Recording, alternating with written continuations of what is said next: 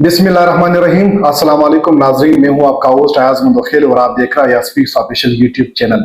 नाजरीन, आज की व्लॉग रिपोर्ट में बात करेंगे बलूचिस्तान के नेचुरल रिसोर्सेज के हवाले से, क्योंकि पिछले कई दिनों से इलेक्ट्रॉनिक मीडिया पर ये बातें गर्दिश कर रही हैं, ये खबरें गर्दिश कर रही है कि बलूचिस्तान के दो पश्तून अजला जोब और पशीन में कई कीमती धातें दरियाफ्त हुई हैं, जिनकी कीमत हजारों डॉलर्स में बताई जा रही है।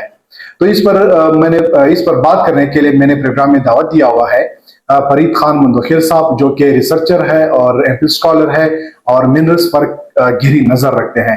सर, बहुत शुक्रिया कि आपने हमें कीमती वक्त दिया। Welcome, thank you. सर, जिस तरह मैंने इंट्रोडक्शन में कहा कि बलूचिस्तान के दो अजला जोब और पशीन में इलेक्ट्रॉनिक मीडिया पर कई दिनों से खबरें गर्दिश कर रही हैं कि कई कीमती धातें दरियाफ्त हुई हैं। इस खबर की असल इंफॉर्मेशन क्या है इस खबर के हवाले से, ताकि हमारे नाज़रीन जान सके। खबर बिल्कुल दुरुस्त है, लेकिन उसकी टाइमिंग में हम ये कह सकते हैं कि ये एक्सप्लोरेशन जो बताया जा रहा है कि ज़लफ़शीन और शोब में हुआ है, रेयर अर्थ एलिमेंट्स एक्सेट्रा। बुनियादी बात यह है कि ये एक्सप्लोर हो चुका था, बिलखसूस ये किला अब्दुल्ला का जो बेल्ट है पशीन में, ये 1961 में एक्सप्लोर हुआ था। US geological department plus Pakistan geological survey दोनों के इश्तिराक से यहाँ पे सर्वे हुआ था। तब ये बात सामने आई थी कि यहाँ पे एंटीमनी मौजूद है। एंटीमनी बुनियादी तौर जो बेसिक मिनरल है, प्रिंसिपल मिनरल है, वो स्टेबनाइट है। स्टेबनाइट फिर 70% आपका एंटीमनी है प्लस 10% सल्फर है, तो साथ में बेरियम भी है और स्टेबनाइट की फिर अपनी खसूसियात हैं। ये ज़िला पशीन के ये अरम्बे एक जगह का नाम है, वहाँ किला अब्दुल्ला में मेरे ख्याल से किला अब्दुल्ला की बिल्कुल तोड़ मेरे ख्याल नॉर्थ बनता है या नॉर्थ ईस्ट, मतलब इसी रीजन में बिल्कुल कुछ किलोमीटर से आसपास है। ठीक है। स्पेसिफिक जो प्लेस बताया गया है या फाइंड आउट हुआ है, ये अरम्बे है। तो यहाँ पे जो एंटीमनी मौजूद है, कोई 8 स्पॉट्स हैं। 8 में से 4 प्रैक्टिकली ये एक्सट्रैक्ट हो रहा है। 1961 में भी जब ये लोग गए थे तो वहाँ पे ये कोई 20 टन उन्होंने बताया था कि जी ये पोटेंशियल मौजूद है, लेकिन पूरा कुल मिला के 70 टन तक बताया गया था। लेकिन ये है कि तब से ये एक्सट्रैक्ट हो रहा है, लेकिन बदकिस्मती से फिर किसी ने पूछा ही नहीं। अब रिसेंट जो मिनरल पॉलिसी पे स्टेट काम कर रही है, तो उसी तनाज़र में ये इलेक्ट्रॉनिक मीडिया में ये चीज़ ब्रेक हुई है कि जी ज़िला पशीन में और जोब में है। लेकिन एंटीमनी क्लासिप्ला में हमें पता है कि उधर मौजूद है, जोब में भी होगा। स्पेसिफिक ज़िला जोब की बात कर रहा हूँ, डिवीजन में तो क्लासिप्ला भी है, आता है, तो ठीक वहाँ पे बात सही है कि मौजूद है। ये यहाँ पे क्वार्ट्स के जो वेन है, रगें पहाड़ों के अंदर मौजूद होती हैं, तो ये एसोसिएट होता है फिर एंटीमनी भी इधर। अच्छा। तो हम कह सकते हैं जोब में भी होगा, स्पेसिफिक जोब डिस्ट्रिक्ट के अंदर क्लासिप्ला में है और यहाँ पे है ज़िला पशीन के अरम्बे इलाके के। अच्छा सर, टोटल पोटेंशियल कितना हो सकता है, या टोटल पोटेंशियल कितना है इस रीजन में नेचुरल रिसोर्सेज का? इस बारे में एग्जैक्ट कुछ रिसर्च आई है या कुछ लेटेस्ट सर्वे किसी ने किया होगा? बिल्कुल, सर्वेस तो जब से अंग्रेज 18th सेंचुरी ऑनवर्ड जब भी उन्होंने यहाँ कदम रखा है, तो तब से मुख्तलिफ किस्म के सर्वे होते रहे हैं।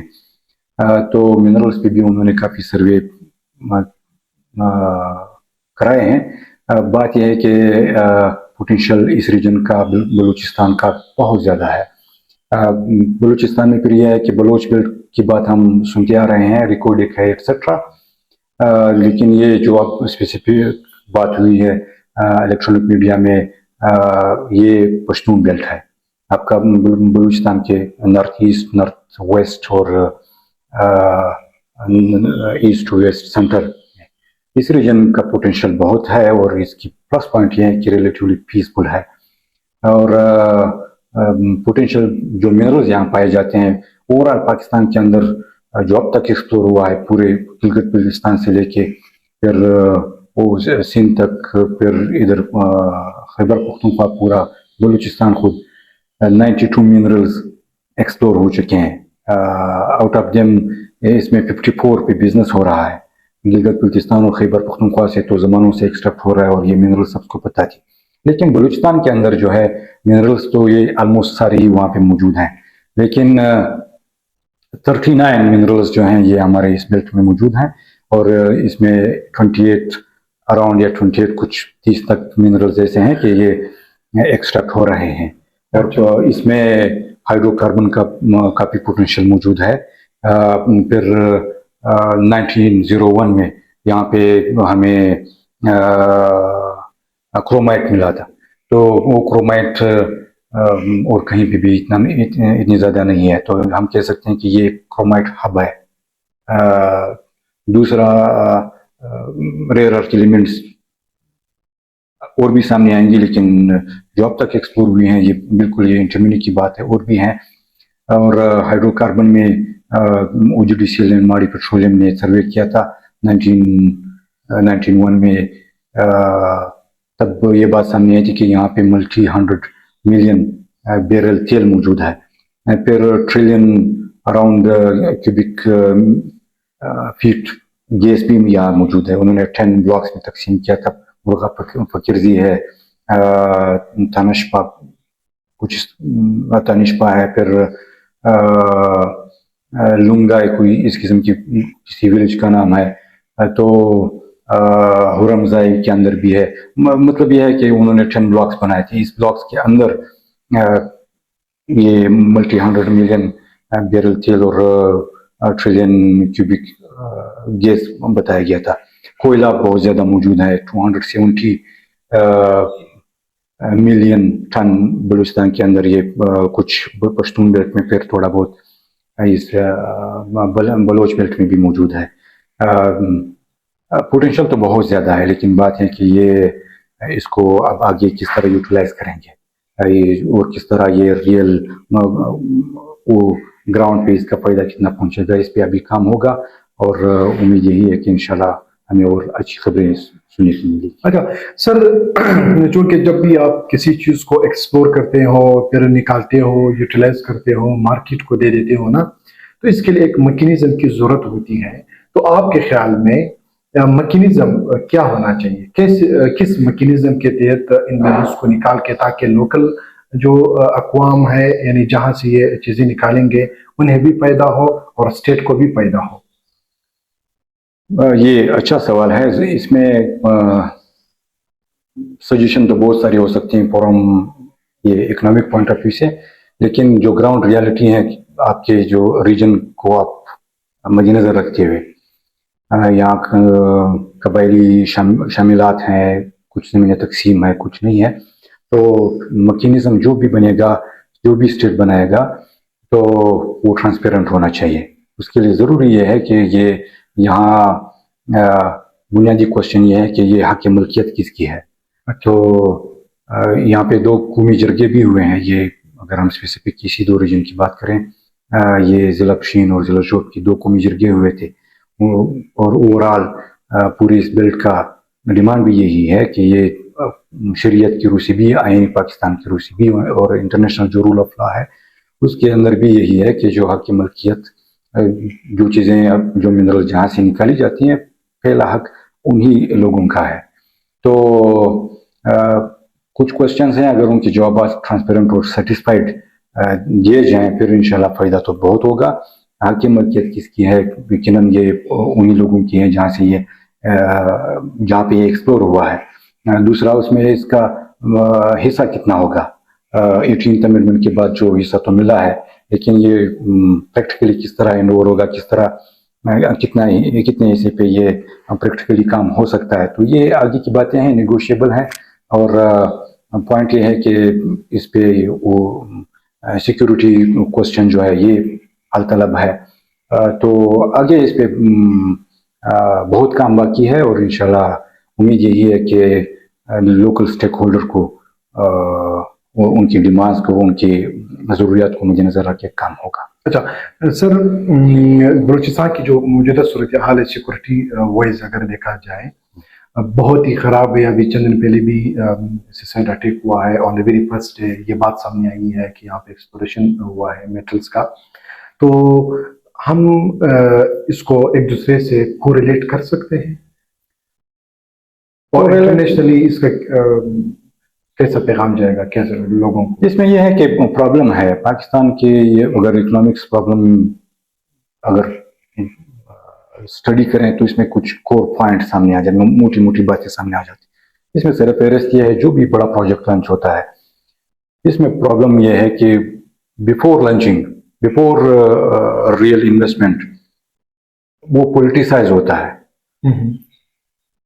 पॉलिटिसाइज करके एक चीज को फिर आप वो इकोनॉमिक्स गेन नहीं हासिल कर सकते। स्टेट की बात कर रहा हूँ, ठीक है। तो ट्रम्प साहब, इंटरनेशनल कम्युनिटी की आपने बात की, ये ट्रम्प साहब जो हैं ये इस पे पॉलिटिक्स खेलते हैं।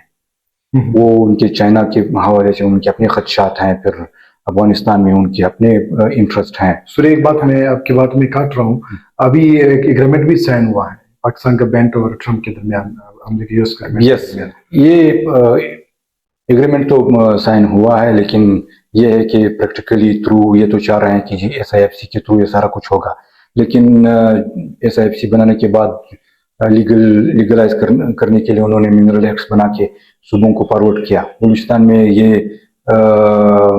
बलूचिस्तान असेंबली ने पास करा है, लेकिन प्रॉब्लम यह है बलूचिस्तान की जो कौमी जरगे हैं उन्होंने रिजेक्ट किया। जो रियल स्टेक होल्डर्स हैं, खैबर पख्तूनख्वा की असेंबली ने बिल्कुल रिजेक्ट किया।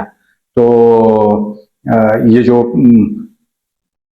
ट्रांसफर होगा इन्वेस्टमेंट, इसके लिए ट्रांसपेरेंट मैकेनिज्म जरूरी है, लीगली भी और पॉलिटिकली भी। और वो लोकल जो स्टेक होल्डर्स हैं उनकी भी जरूरी है कि आप उनकी ज़रूरियात को मद्देनजर रखें, उसका हिस्सा वाज़ेह हो, उसकी हक़ की मलकियत वाज़ेह हो, उसकी जो लीगल राइट्स बनते हैं वो उनको देनी चाहिए। तो जो भी प्रोजेक्ट है, आप सीपेक उठा के फिर ये मिनरल्स की बात है, आपने इलेक्ट्रॉनिक मीडिया पे एक न्यूज़ दे दी कि जी, ब्रेकिंग न्यूज़ दे दी कि जी हमें रेयर अर्थ एलिमेंट्स मिले हैं जिसकी हज़ारों डॉलर हमें मुनाफा आएगा, लेकिन ठीक से एक दो दिन पहले जो एक्चुअल लीडरशिप है पूरी रीजन की, उस पर खुदकश हमला हुआ है, सुसाइड अटैक हुआ है। तो दुनिया तो देख रही है कि जी अटैक कहाँ पे हुआ है और किस पे हुआ है। दूसरा, जो मिनरल्स आप बता रहे हैं कि जी हमारे पास रेयर अर्थ एलिमेंट्स हैं, तो वो कहाँ पे हैं, वो तो देखिए कि जी यहाँ की सिक्योरिटी पोजीशन ये है, तो इन्वेस्टमेंट लाना और उसको सेटिस्फाइड करना फिर अपने टर्म कंडीशन पे एटलीस्ट नहीं कर सकते, फिर वो उस इन्वेस्टमेंट की टर्म कंडीशन और सख्त होगी, उनकी पायदीम होगी बजाय कि लोकल स्टेक होल्डर्स को या स्टेट को। तो ये और कॉम्प्लेक्स बना देती है ये पूरे मैकेनिज्म को।